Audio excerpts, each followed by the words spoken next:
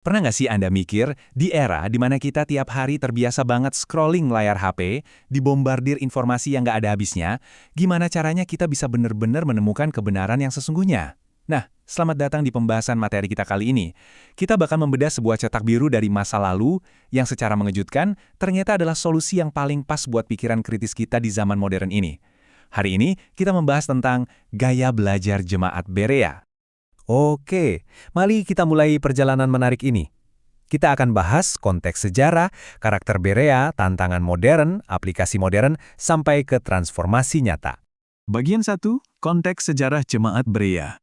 Kalau kita melihat kembali ke catatan Kisah Para Rasul 17 ayat 10-12, kita bisa membayangkan suasana jemaat Berea masa itu.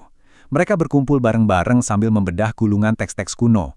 Mereka ini tinggal di sebuah kota di Makedonia Yunani kuno. Dan yang menarik, mereka punya komunitas Yahudi yang sangat terbuka. Jadi, mereka nggak mencari kebenaran itu sendirian di ruang tertutup, tapi mereka melakukannya secara komunal, bersama-sama. Lingkungan mereka ini memang sangat mendukung ya. Pusat kehidupan mereka ada di sinagoga yang punya budaya belajar luar biasa kuat. Dan uniknya, masyarakat ini juga banyak dipengaruhi oleh pemikiran intelektual Helenistik.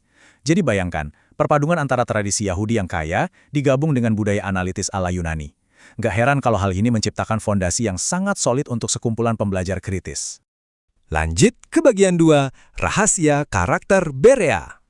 Dari latar belakang tadi, sumber kita menyoroti 3 kata kunci dalam bahasa Yunani yang benar-benar membentuk DNA para pembelajar legendaris ini. Kita mulai dengan kata pertama, eugenestroi, yang artinya lebih mulia. Ini menarik banget. Mereka disebut punya karakter yang lebih mulia itu sama sekali bukan karena harta atau status sosial loh, tapi murni karena kualitas pikiran dan cara mereka merespon informasi. Kata kedua adalah prothumias atau kerelaan hati. Ini menunjukkan sikap mereka yang super terbuka dan antusias. Waktu mereka dengar pengajaran atau ide baru, mereka nggak langsung sinis dan nggak langsung menolak mentah-mentah. Mereka justru menyambutnya dengan semangat belajar yang luar biasa. Nah, ini dia poin yang paling krusial. Kata ketiga, anakrintontes. Betul, mereka punya kerelaan hati. Tapi mereka nggak cuma duduk, dengerin secara pasif, terus langsung percaya gitu aja. Kata ini berarti mereka secara aktif menyelidiki dan memeriksa kitab suci dengan sangat detail. Mereka membedah informasi yang masuk, ibarat seorang detektif yang lagi mengusut tuntas kebenaran sejati. Ketiga akar bahasa tadi akhirnya berkembang jadi 5 karakter praktis.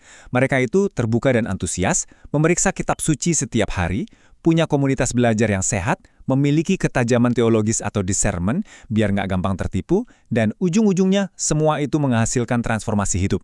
Jadi ini bukan sekedar ngisi otak sama informasi, tapi benar-benar mengubah cara mereka hidup. Kita masuk ke bagian 3, menghadapi tantangan era modern. Kalau kita tarik ke situasi kita zaman sekarang, kerasa banget ya kontrasnya.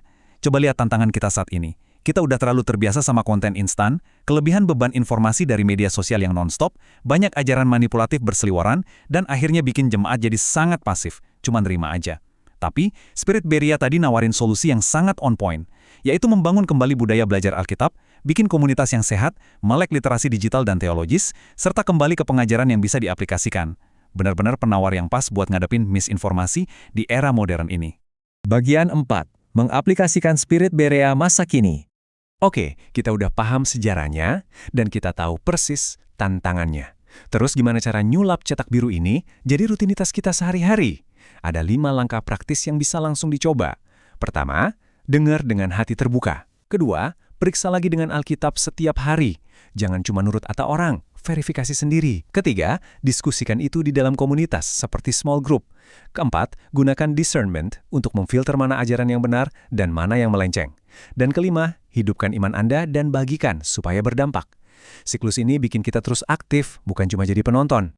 Dan akhirnya, bagian 5, transformasi hidup yang nyata. Tujuan akhir dari proses belajar yang intens ini punya alur pertumbuhan yang luar biasa indah. Begitu kita nerapin gaya hidup ala Berea ini, kita bakal bergerak jadi pribadi yang dewasa secara rohani. Dari kedewasaan itu, kita jadi tegar dalam kebenaran. Nggak gampang goyah walau banyak hoax atau tren aneh-aneh. Kekuatan itu pada akhirnya bikin kita mulai berdampak di dunia sekitar kita. Dan puncaknya, tentu aja untuk memuliakan Tuhan. Jadi ada arah yang sangat jelas dari setiap informasi yang kita proses. Ada satu kutipan dari sumber materi kita yang menurut saya sangat powerful dan ini merangkum seluruh esensi pola pikir Berea dengan sempurna. Bunyinya gini, jangan hanya dengar, tapi uji. Jangan hanya tahu, tapi hidup. Jangan hanya untuk diri sendiri, tapi bagikan. Wah, ini tuh bener-bener kayak semacam manifesto buat pikiran kita. Sebuah dorongan kuat supaya kita nggak cuma jadi penimbun informasi, tapi juga memproses, menghidupi, dan meneruskannya. Dan itu bawa kita ke satu pertanyaan penting untuk direnungkan. Di zaman yang serba mengagungkan kepuasan instan dan lini masa digital yang tanpa batas ini, semuanya kembali ke pilihan Anda. Apakah Anda bakal membiarkan diri tetap jadi konsumen pasif yang cuma nerima informasi? Atau mulai detik ini juga, Anda akan memilih untuk menjadi seorang Borea masa kini yang aktif, kritis, dan berani mencari kebenaran yang sejati? Semoga eksplorasi kita hari ini bisa memicu semangat Anda untuk merevolusi cara Anda belajar. Terima kasih sudah bergabung, dan sampai jumpa di pendalaman materi kita yang selanjutnya.